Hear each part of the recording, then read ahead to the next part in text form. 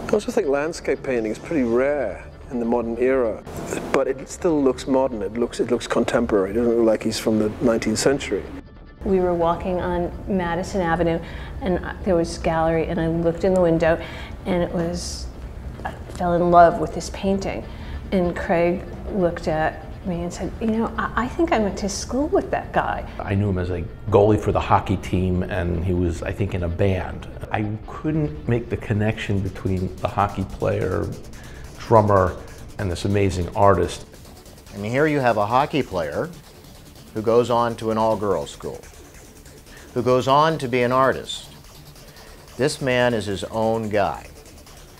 And you look at his art, and instead of going to some cookie-cutter mold of how the modern artist should be, Stephen has gone his own way. And I was fascinated by an updated, modernistic approach to landscape painting that involved the luminosity that the original Hudson River School had employed. My first time that I saw Stephen's painting was in 1989, when he was a starving artist in Soho, and he created these magnificent big landscapes.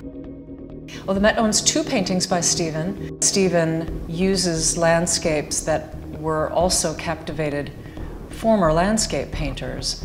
I think enhances that layered tradition. I love the diaries on the paintings.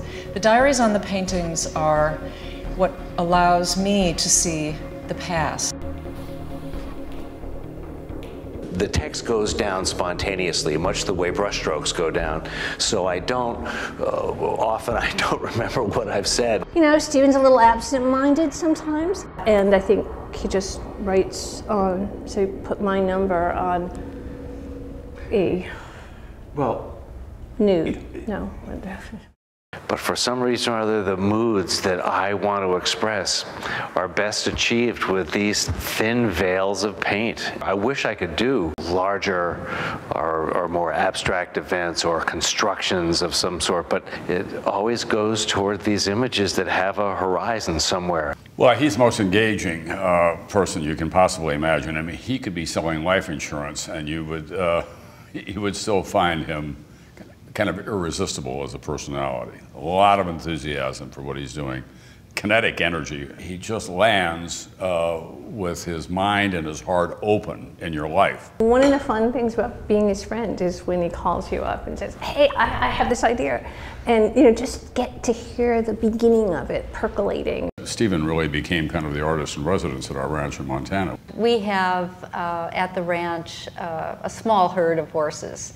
One night, he got up and saw Ghost, our big white horse, running right past his window. He sketched that mystical image of Ghost that he had in his mind, which I think is just transporting for me. If I were to characterize Stephen in one word, I would say inspired. Whimsical. Insatiable curiosity. Imaginative. Extraordinary artist. Exuberant. Zest for life. One word for Stephen: maverick. He often appears on very short notice or unannounced at our dinner table. He's one of the few people that I actually welcome under those circumstances and don't resent. We are honoring Stephen Hannock for his ability to bridge the wonderful landscape tradition of the 19th century to the utterly contemporary landscape tradition of the 21st century.